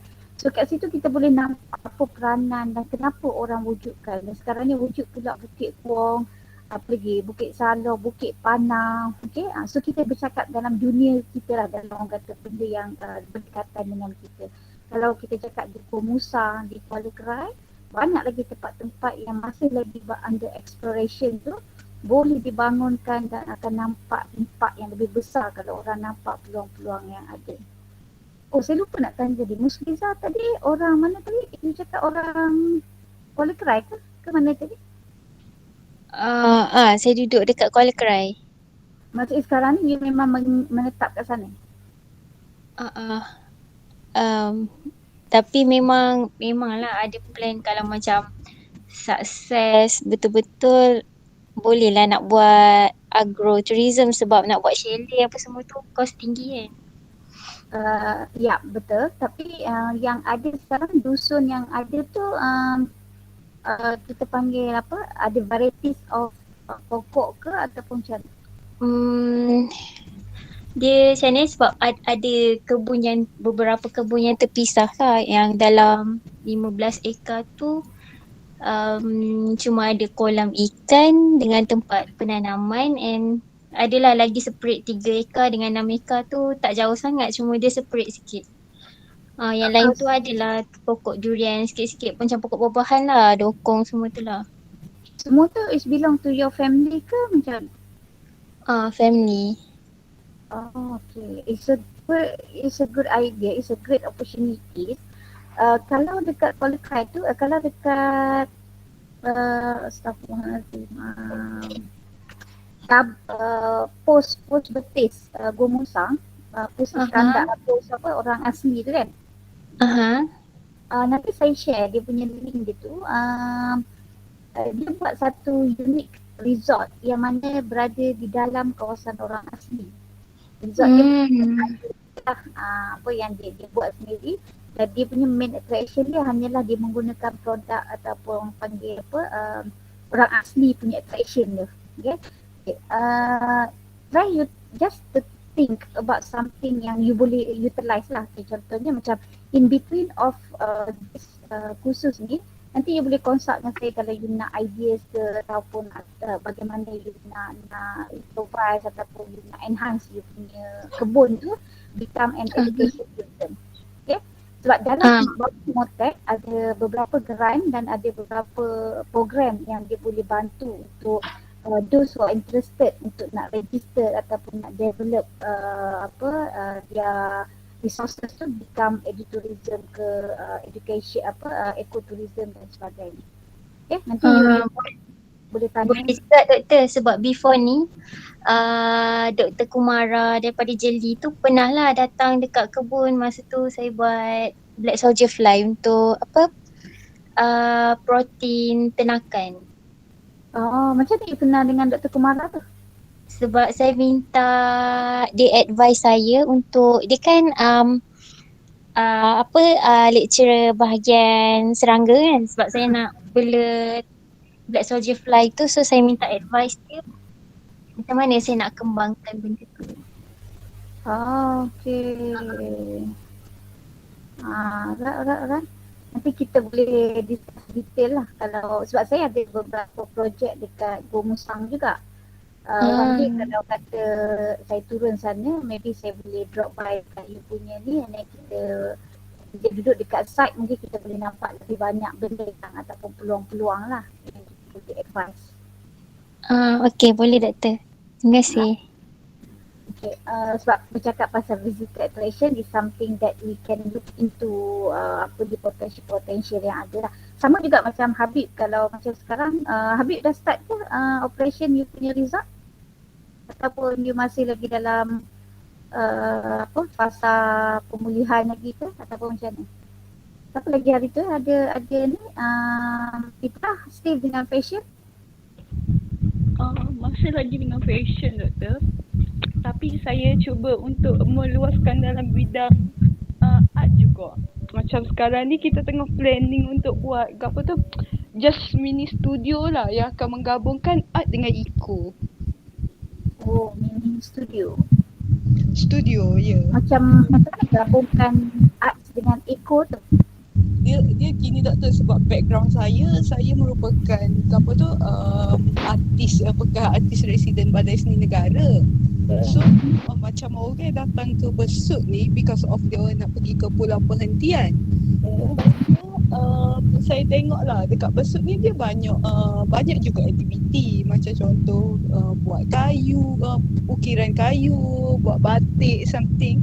Tapi dia tak berapa nak engage dengan turis yang datang ni. So saya fikir mungkin saya boleh sediakan satu tempat yang mana kat tempat tu maknanya kita invite lah orang buka kelas untuk ukiran kayu ke. Dalam masa sama kita invite juga geng-geng sebelum nak pergi pulau ni, sementara nak tunggu boat ke apa, untuk dia ada engagement dengan kita. Dekat Besut ke? Ya, saya dekat Besut doktor. Oh, so kalau ambil kelas tu you memang kelas direct from Besut lah. Sekarang kerana doktor? Maksudnya kalau kata kelas face to face datang campus, you kena drive daripada Besut dah datang. Ya, tapi tak jauh pun doktor, dalam 40 km je. Oh ya ke? Saya tu dia jauh je. Okay. So mini studio tu belum lagi open for public lah.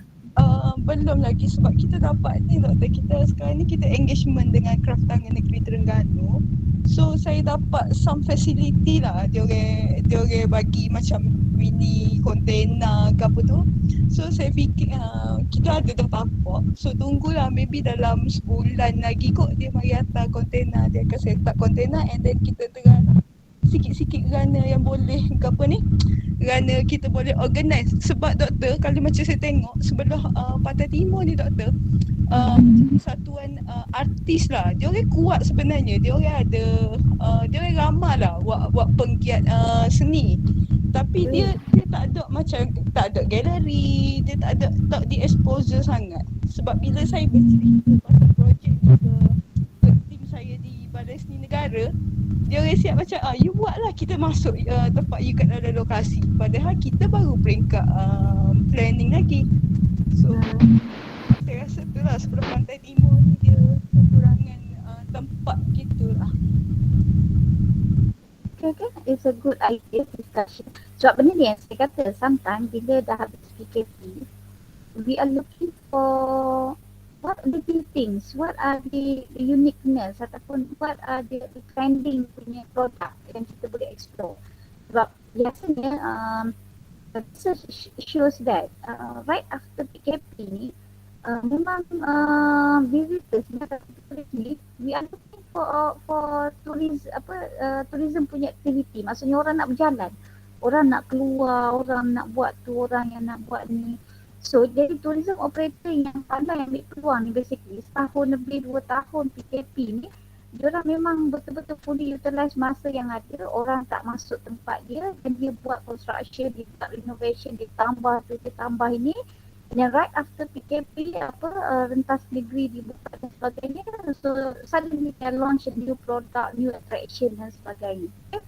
So benda ni lah yang sebenarnya membantu dan memberikan impak yang besar, not just to tourism punya operators tapi juga kepada local community. Sebab tu kata macam Fitrah kata, you have a great ideas, you can turn your ideas into reality implementation.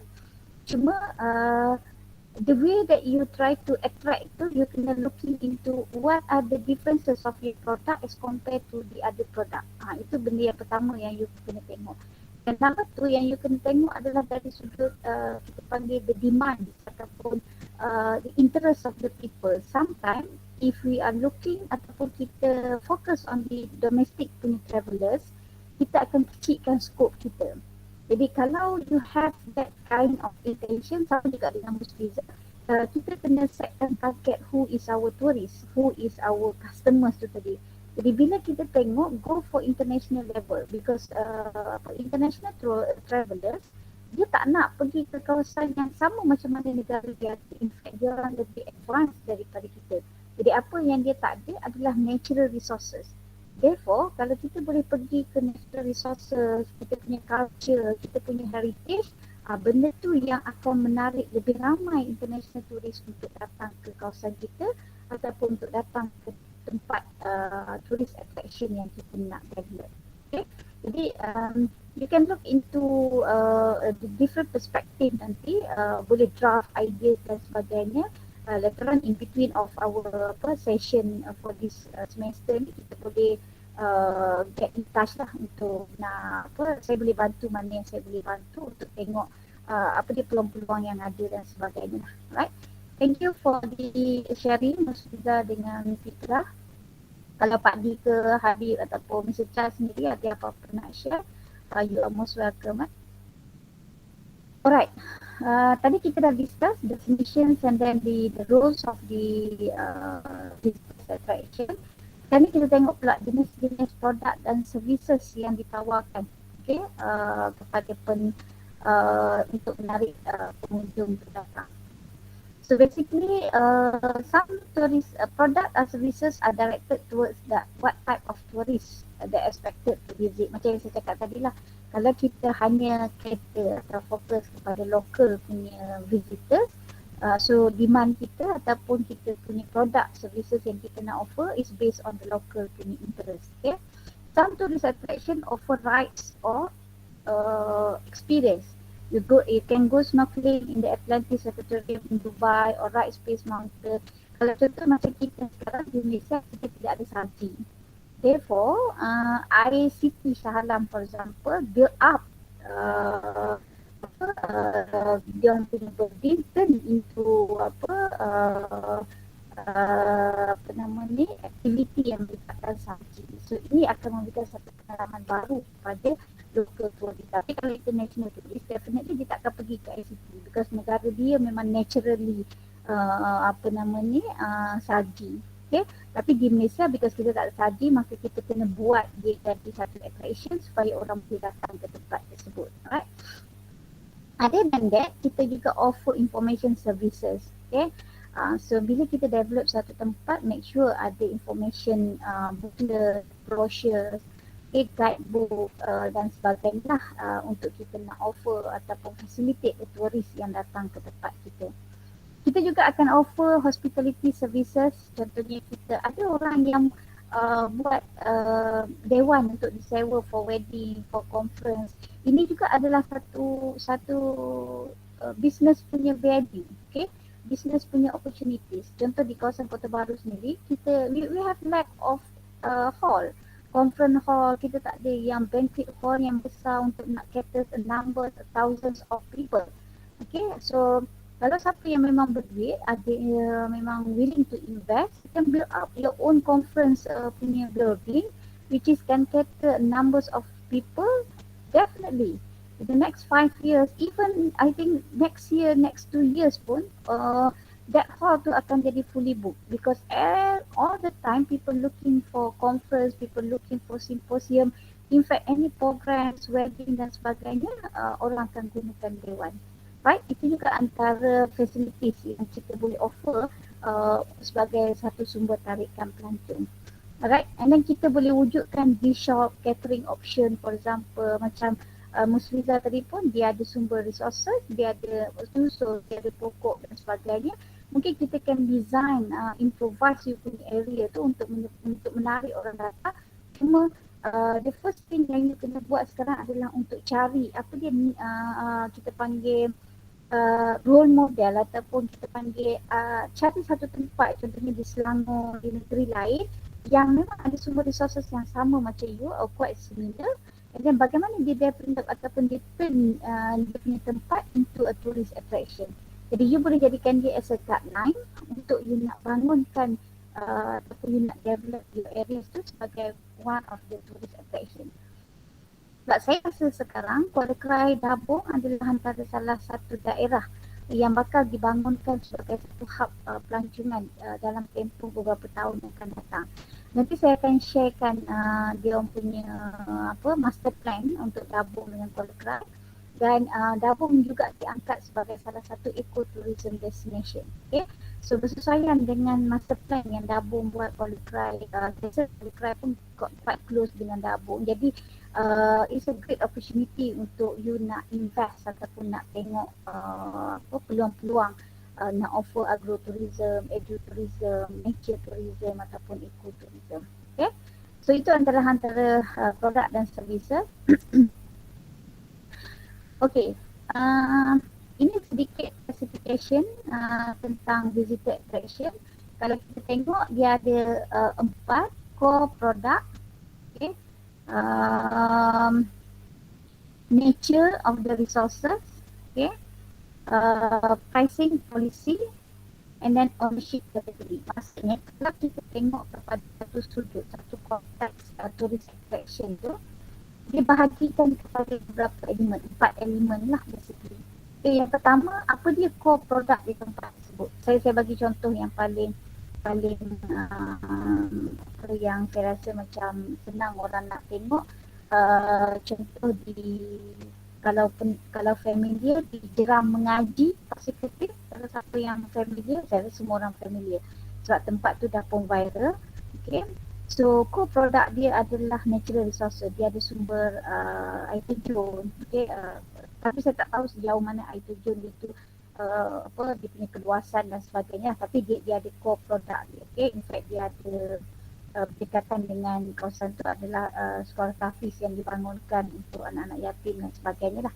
Okay. Jadi core product dan nature resources yang dia ada adalah lebih kepada building, lebih kepada natural resources, dan dia build up satu berdekatan tu adalah kandang lembu, okay? Kandang lembu susu, tenusu tu untuk dia nak cater orang yang tak pernah tengok bagaimana perahan susu dibuat dan sebagainya. Dan dia develop kawasan itu quite similar dengan apa yang ada di Kundasang, for example, apa yang ada di luar negara. Jadi apabila dia develop benda macam tu, attraction macam tu, dia boleh menarik numbers of tourists untuk datang ke kawasan ataupun ke Jeram Mengaji tersebut. Okay. Jadi kalau kita tengok basically bila kita nak jadikan dia sebagai satu tourist attraction, ini adalah 4 classification yang kita boleh tengok. Okay, pricing policy in term of ada tak kita punya kawasan tu, tempat tu perlu merujuk ataupun perlu refer kepada mana-mana dasar kepentingan kerajaan dan sebagainya. Sekiranya tempat itu 100% ownership by private kita sendiri, maka kita boleh buat kita punya pricing kita sendiri. Tapi kalau ownership itu adalah sebahagiannya adalah milik kerajaan, maka pricing policy perlu merujuk kepada apa yang telah dibincangkan ataupun disediakan oleh pihak kerajaan. Okay, so sama juga kalau natural punya produk, ia boleh jadi sebahagiannya adalah charity dan sebahagiannya boleh jadi voluntary. Okay, so kategori itu perlu merujuk kepada spesifikasi yang jelas dan perlu merefer kepada authority lah, pihak yang terlibat dan sebagainya. Okay. Alright, ini dia punya penjelasan yang lebih detail. Okay. Core product offered focus on the resources that attract tourists to come or to visit that attraction. Okay. Contohnya kalau kita pergi ke Zoo Singapore ni adalah dia punya animal-animal yang ada di situ adalah dia punya core product. Okay, kalau kita pergi Paris, dia ada satu mesti ada satu trademark. Kalau you pergi situ menandakan you dah pergi Paris. Kalau you tak pergi tempat tu, maksudnya you tak akan pergi Paris. You tak pergi lagi ke Paris. Itu maksudnya dipanggil sebagai core product offer. Okay. Kalau kita pergi Disneyland France, itu antara contoh core product dia. Okay. Great Barrier Reef di Australia. Jadi bila kita tengok that produk itu, maka dia melambangkan negara tersebut. Kalau kita tengok nature of the resources dari klasifikasi dari sudut nature, di Arizona contohnya, di Grand Canyon Arizona. So, bila kita pergi situ, dia menggambarkan satu sumber alam yang ada di negara tersebut. Okay. Di Hong Kong, Lantau Island memang diwujudkan, di build up purposely untuk menarik numbers of tourists. Okay. Rio de Janeiro Festival dan sebagainya. Right? Pricing policy macam saya cakap tadi, paid admission, free access dan sebagainya. Dan last sekali adalah ownership category is based on the private, public, charity atau voluntary punya ni. So kebanyakannya macam zoo negara kita juga mengamalkan ataupun mengaplikasikan voluntary punya services, khidmat voluntary sama ada daripada student, daripada orang kampung dan sebagainya. Okay. So itu antara 4 classification of visitors attraction. Okay. Ini kategori ownership, ada banyak contoh-contoh kat sini. Okay. Based on the operating environment pula, it depend on the market or market yang wujud kat situ lah. Okay. They cater mainly for the local market and require facilities which is flexible use of space to allow community use. Okay, maksudnya sesuatu kawasan tu apabila dia develop, dia nak operate, dia mesti mengambil kira apa contribution atau value kepada local community dan sebagainya. Right? Okay, ini antara references yang ada. Jadi saya kira yang untuk topik 1 ni setakat ini saja. Saya share juga dalam dalam e-campus tadi berkenaan dengan nota dalam chapter 1 ni. Okay, sekejap saya tunjuk.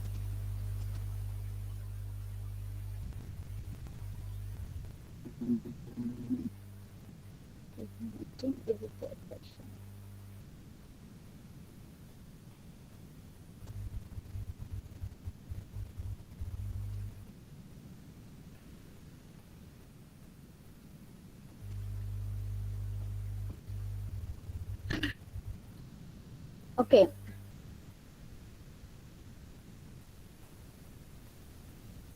Alright, ini adalah nota dalam penjelasan detail lah berkenaan dengan topik kita hari ini. Oh, saya baru, Pengkalan Datuk saya baru dapat baca mesej. Yeah, thank you very much for the response. Pak Di, Generate Ekonomi Pengkalan Datuk. Pengkalan Datuk ni akan beroperasi atau telah beroperasi Pak Di?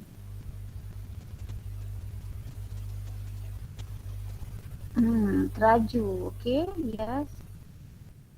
Boleh minta grant sampai 500k. Wow, 17 Oktober tak lama dah lah. Okay, super. Tak wakil Cik Nah belakang perumahan polis Kota Baru. Okay. Oh, baru nak start balik lepas COVID. Ya. Itulah antara benda-benda yang kita perlu tengok kalau perlukan discussion, collaboration, insyaAllah we are most welcome untuk share dan sebagainya lah.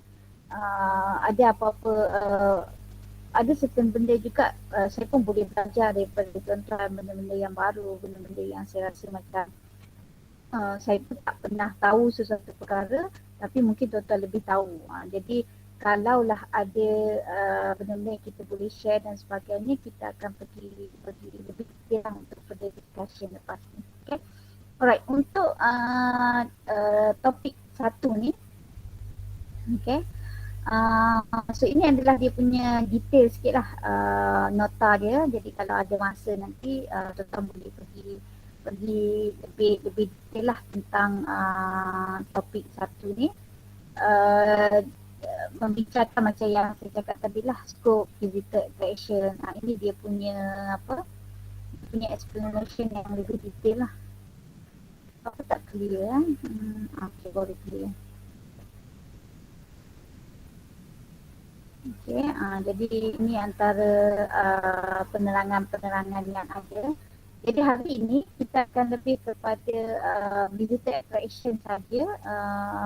Apa yang kita nak bincangkan berkaitan dengan topik visitor attraction. Nota ni saya dah masukkan juga dalam e-campus. Okay. Ini nota chapter 1. Okay. Untuk satu lagi nota, sekejap.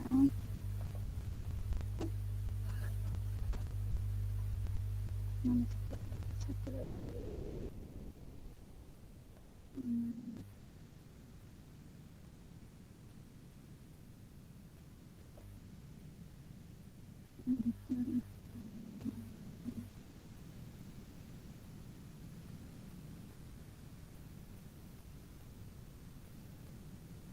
Okey, ini adalah buku lebih kurang dalam 500 pages buku ni.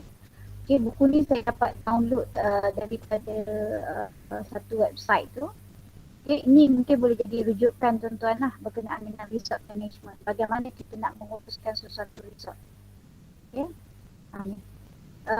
Buku ni agak bukanlah yang terbaru tapi bolehlah dijadikan rujukan untuk pembangunan sesebuah resort lah.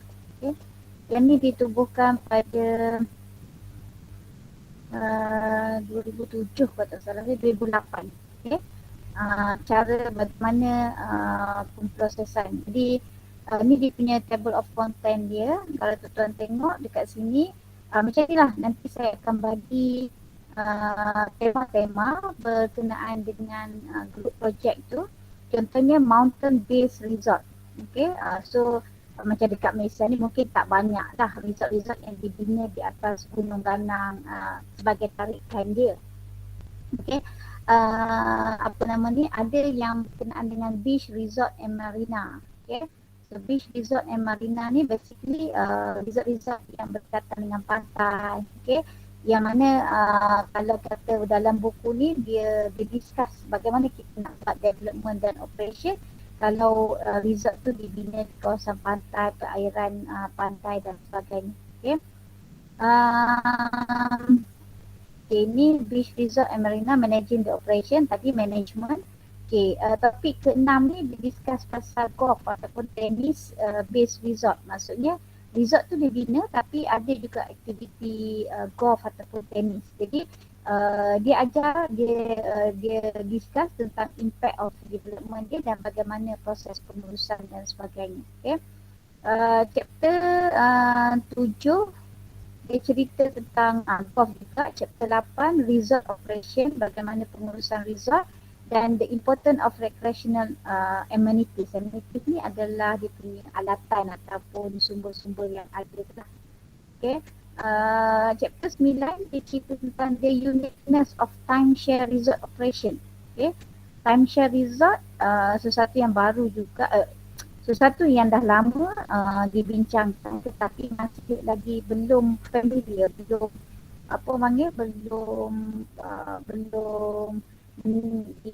difahami oleh kebanyakan orang lah.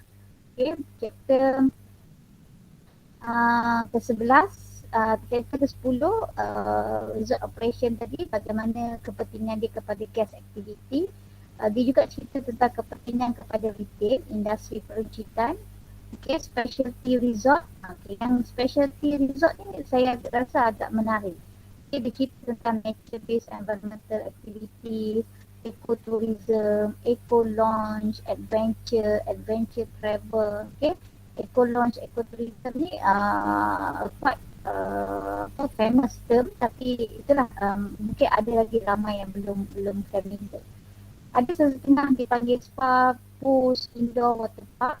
Yang ni juga adalah a new attraction yang sedang berkembang pesat. Theme park pun banyak diwujudkan. And then kita ada cruise ship, floating resort. Kalau kita tengok houseboat, antara produk-produk yang kita ada di Malaysia. Cruise setakat ni saya rasa yang ada di Malaysia hanyalah Virgo ataupun Libra saja. Itu pun berpekalan di Kelang dan juga Penang.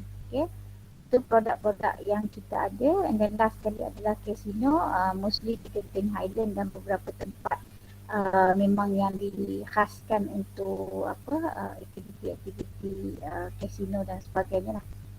So buku ni saya akan share juga dengan tuan-tuan dalam e-campus. Jadi kalau ada masa nak view, nak baca, nak tengok apa dia maksud dan sebagainya, boleh pergi detail lah, boleh rujuk balik kepada buku ni tadi. Kalau kita tengok maksud amenities ni lebih perkataan word amenities ni selalu digunakan dalam konteks hotel dan sebagainya. Okay. So basically daripada buku ini yang saya provide ni pada tuan-tuan, jadi nanti balik nanti boleh finalize group project. Macam tadi siapa nama yang confirm adalah Musliza dengan Mr. Chal. Nanti Habib, Pak Di, Fitrah, Jalal dengan Wandi confirmkan grup you all apa dia, dan saya akan keluarkan satu template dan saya akan keluarkan tema bagi setiap maksudnya setiap kumpulan akan pilih satu lokasi, existing location related to tema yang saya dah setkan. Okay, make sure lokasi itu ataupun tempat yang dipilih itu tidak boleh sama lah antara kumpulan 1, kumpulan 2 ataupun kumpulan 3. Okay. So yang itu berkenaan dengan group project dan saya harap semua clear. Untuk individu assignment 20% tu saya rasa saya belum boleh finalize lagi hari ni. Jadi apa yang saya akan buat adalah nanti saya akan buat recorded video untuk menerangkan tentang individu assignment. Sekaligus saya juga akan share recorded video untuk topik next week. Jadi nanti tuan-tuan boleh sebab minggu depan adalah PPG session, okay? Jadi kita tidak akan ada kelas selama 3 jam tu next week. Jadi saya akan buat beberapa video, just a short video saja, nanti tuan-tuan boleh capture lah video tersebut dan juga konten-konten yang relevan dan sebagainya, okay? Jadi nanti boleh refer kepada instruction yang saya bagi dan lepas pada itu boleh terus untuk prepare for group project ataupun individual assignment. Okay. Setakat itu ada apa-apa persoalan ke atau ada apa-apa komen? Group 2, Pak Di dan Fitrah. Okay. So nanti Habib ada Habib? Kenapa? Okay, nanti Habib akan group dengan Jalal dengan Wandi. Okay, so nanti saya harap Habib boleh clear instruction saya, boleh explain pada Wandi dengan Jalal. Okay, satu benda yang saya nak remind pada semua, tolong aware ataupun tolong take responsibility tentang attendance lah, sebab attendance ni kita tak boleh nak compromise. Okay, saya boleh expect lagi lah kalau you all attend tapi tak engage. Contohnya macam sometimes my dear student dia buka je Google Meet tapi dia tak ada pun kat situ. Tak tahulah ada dan tu dia orang bekerja, dia orang just buka je video Google Meet. And then dia orang pun buat kerja dia orang apa semua, dia orang tak fokus. Memang ramai. In fact student kita pun ada 100 orang dalam satu kelas, kita tak boleh nak control. Okay.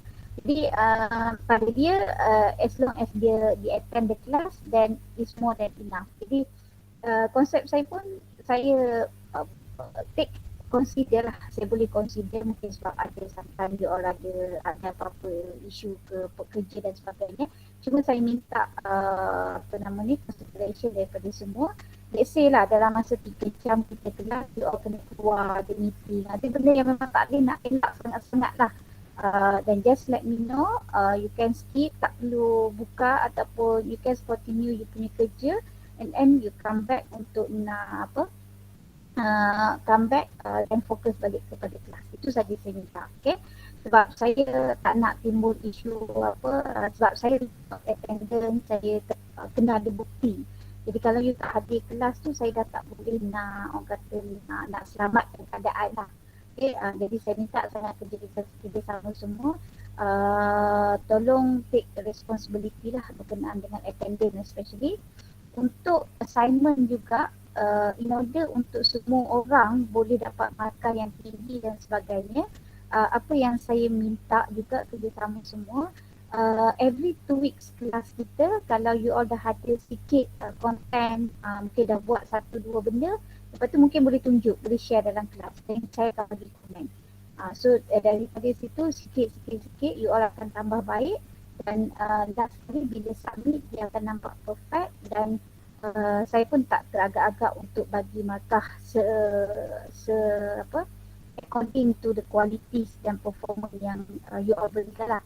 At the same time saya juga akan bagi rubrik untuk tuan-tuan boleh tengok apa dia penilaian dan sebagainya. Okay. Cuma satu lah, saya pun terpaksa ataupun terikat juga dengan polisi universiti, jadi ada serta-serta perkara tu memang kita tak boleh nak elak dan sebagainya. Cuma saya punya intention adalah untuk mendapatkan engagement daripada tuan-tuan masa kelas. Maksudnya saya tak nak 3 jam tu saya seorang bercakap. Okay, at the end saya pun tak tahu you are fokus ataupun tak. Okay. Jadi itu sajalah yang saya boleh minta dan mengharapkan semua orang boleh bagi kerjasama yang baik lah insyaAllah untuk kelas ini.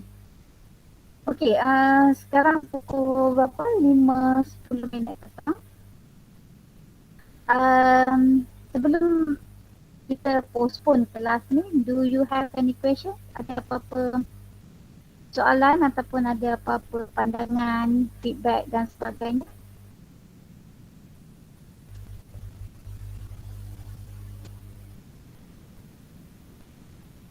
Ada?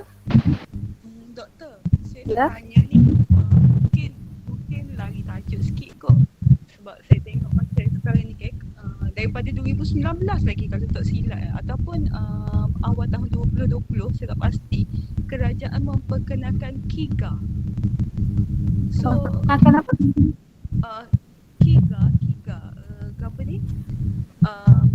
Future Economic Activity that demonstrate potential of rapid growth. Apa ni macam Oh, KEGA tu. KEGA. betul. So nak Okay. tanya apa impact dia ataupun kesan kepada industri pelancongan related dengan KIGA tu. Okay. Saya tak pergi lebih detail tapi kebetulan baru ni ada saya tak ingat ada program ada application for grant research grant. Okay, yang tu pun dia minta kepada KEGA punya implikasi. Okay. Basically, my personal opinion lah, KEGA ni dia banyak elemen, okay, sama juga macam SDG kalau pernah dengar, Sustainable Development Goal. Okay, but Sustainable Development Goal has been developed for all over the world, digunakan seluruh dunia. Tapi KEGA di fokus dia adalah di Malaysia saja. Okay, so apa yang KEGA atau kerajaan bangunkan ataupun kerajaan cuba nak highlight adalah dari sudut impact ekonomi itu sendiri. Personal opinion saya, dia memang tidak ada kesan yang ketara because for the last 2 years ni kita berlaku pandemik dan sebagainya.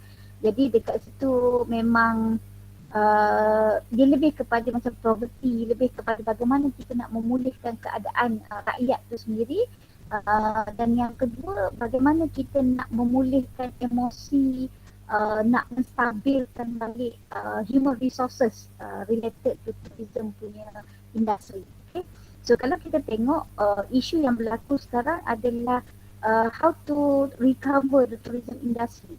Not just recovering the product ataupun services ataupun the business itself, tapi juga how to recover the emotional of the emotion of the staff, the human resource tu sendiri.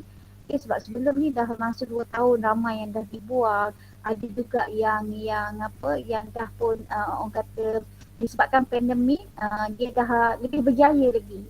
Dulu dia kerja makan gaji, sekarang dia dah jadi usahawan. Ada juga yang macam tu. Jadi industri tourism juga mengalami satu masalah yang besar juga apabila diorang pun susah nak cari pekerja dalam masa yang dekat, dalam masa yang cepat untuk nak nak kejar kepada peluang yang kerajaan buka untuk industri pelancongan. Okay. Jadi secara overall apa yang Fitra tanya tadi, KEGA ni betul dia menekankan kepada ekonomi, kestabilan ekonomi, politik dan sebagainya. Tapi dari sudut tourism itu sendiri, kami di pihak akademik pun melihat ada tidak dinafikan, ada beberapa elemen, beberapa konteks dan perspektif dalam KEGA tu masih lagi relevan. Okay, cuma dalam sudut tourism ni mungkin saya lah di luar pemahaman saya atau di luar pengetahuan saya, mungkin saya tak berapa nak detail out the concept of KEGA. Mungkin kalau saya cuba cari dia punya full tu nanti mungkin following week ke ataupun in future kita boleh bincangkan lebih detail insyaAllah. Thank you Fitrah untuk time kita. Okay, terima kasih. Okay, lain ada lagi setakat tu is it clear, boleh capture. Saya harap yang selebihnya hari ini kita setuju semua adalah menggunakan e-campus. Okay? Jadi next following week saya akan sentiasa update konten dan sebagainya dalam e-campus. Jadi saya harap tuan-tuan boleh pergi ataupun boleh fokus kepada e-campus saja, kita tak perlu guna Padlet ke dan sebagainya lah. Okay, cuma in between of kita punya kelas nanti saya akan gunakan Jamboard. Okay, kalau pernah guna mana whiteboard, okay. Start a new whiteboard. Okay, ni contoh whiteboard yang ada.